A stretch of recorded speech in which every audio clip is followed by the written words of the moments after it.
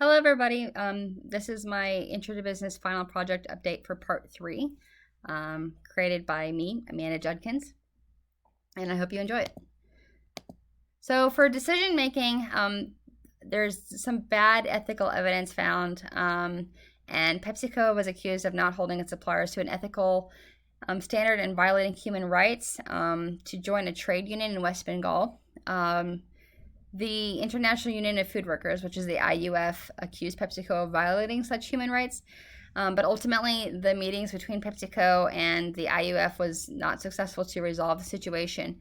So in 2013, PepsiCo fired 162 out of 170 workers that worked at a PepsiCo production center just because they wanted to join a trade union.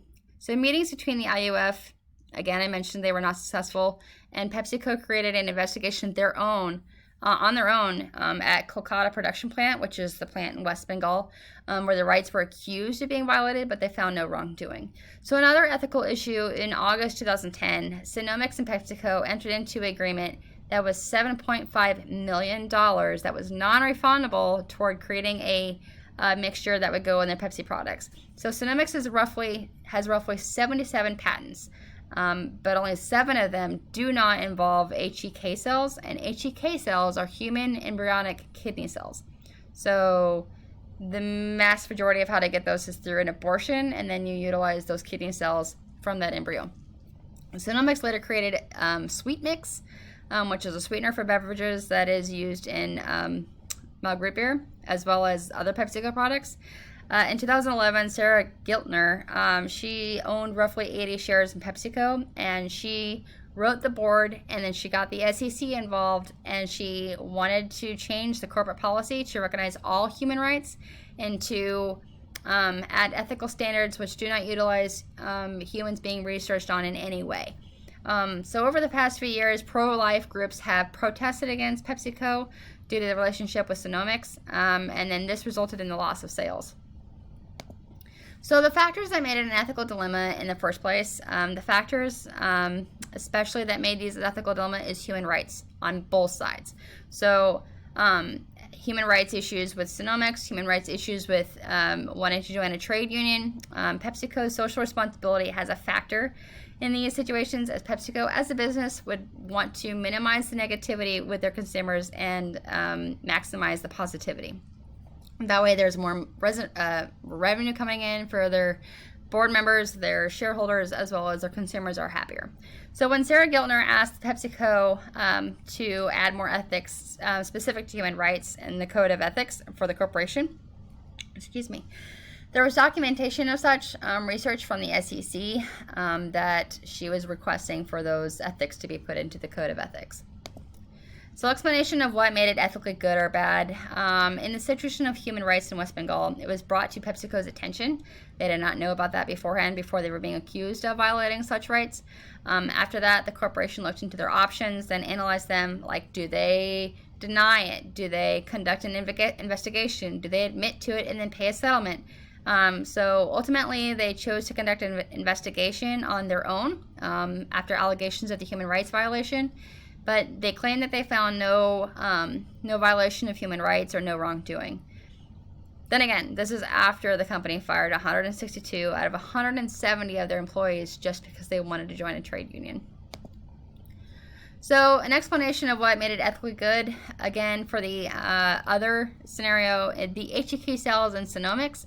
The corporation knew of Sinomics' HEK stem cell patents, but they still entered into a business agreement with them just to get a flavor combination for PepsiCo products. However, once it was released that PepsiCo and Sinomics were in a business together, public pro-life supporters protested against PepsiCo, which resulted in a loss of sales because they were not happy about the company itself, so they didn't want to buy their products. So after public unrest began about the HEK cells research, whether or not the HEK cells were used to create the sweetener or not has yet to be confirmed by PepsiCo. So the corporation tried to put a spin on it by running some ads and trying to boost their sales, and I guess trying to move on from the situation. So they knew about the company. They did not foresee pro-life foundations attacking PepsiCo, and then they created options on how to deal with it. Do they ignore the issue? Do they do more investigations to determine if the HEK cells were actually used? Or do they just put a spin on it and try to move on from it? And that's ultimately what they did. So my research shows that they put out more ads for their products and never confirmed or denied the use of HEK cells in the sweeteners or in the products that they got from Genomics. So for operations, service, and production-based companies, this company for sure started out as a production-based company. It started off creating a beverage, then it merged with Frito-Lay, so that became producing chips and other goods. And then in 1997, when the company decided to boost some fast food restaurants such as KFC and Taco Bell and Pizza Hut, made it a service company as well. So in a way, it's both.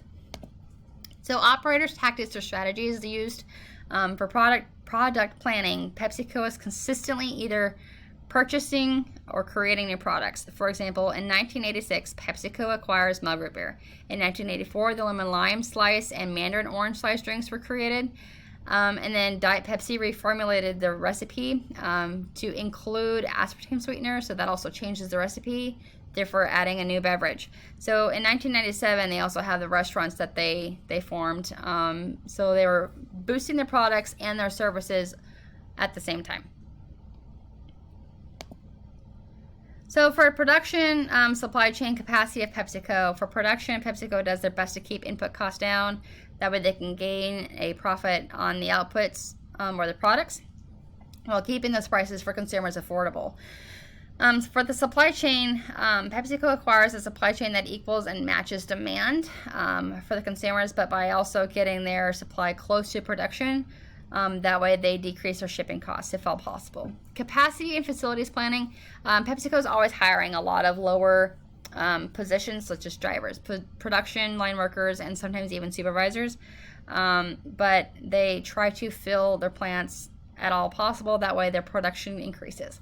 So sustainability and manufacturing changes and adjustments for this. Having sustainability in their production as well as delivery to the consumers is very vital for this company. So PepsiCo has moved from in-person production to an automated system where one person would maintain 1 to 3 robots or machines. And then along with moving to larger production plants and increasing their square footage for the warehouses. So not only do they need less people to fill the warehouses and get the product out there, they just need the people to man the robots. For quality assurance, PepsiCo has quality assurance managers to test the products to make sure that they're consistent all the time. These quality assistant managers, they test the waste material, they test the plant warehouse facilities, they test the temperature, they test whether or not the product is consistently the same every single time, no matter the brand. There's no changes. So any additional information that I have, according to panmore.com, Mr. Gregory wrote that website, and he states that PepsiCo has roughly 10 operations management decision areas, and these are just decision areas. I guess you could say topics, but they're areas. Them being designs and service of goods, matching the services and goods produced to meet the demand for the consumer preferences, quality management. I just recently talked about that. If a consumer demands a high quality product or they're expecting one, then you better be best to meet that demand because your revenues will increase because of that. Capacity and process design, getting the most out of inputs costs so that way they can get more out of the products. And then there's location. If you are where your consumers are and your shipping costs are not eating you alive for your inputs, then you are golden. Plant production layout, having the plants easy, flowing layout so that workers don't trip over themselves or are not walking too far from their stations and causing time. Human resources as well as specific job design. So not only are the layouts of the facilities designed specifically for the specific jobs that need done, but jobs have a specific requirement within each sector. And so they have HR policies as well to make sure that the HR department is functioning correctly. Their inventory management, utilizing automation for inventory, which reduces cost. If you automate a lot of things, you don't have to staff people for that job. And then maintenance, if you're not only managing the facilities, but you're also managing the workers within those facilities. That way you have a good workforce within your company. So this concludes my demonstration for my final project, part 3. I really hope you enjoyed it. And if you have any questions, shoot me an email. Thanks.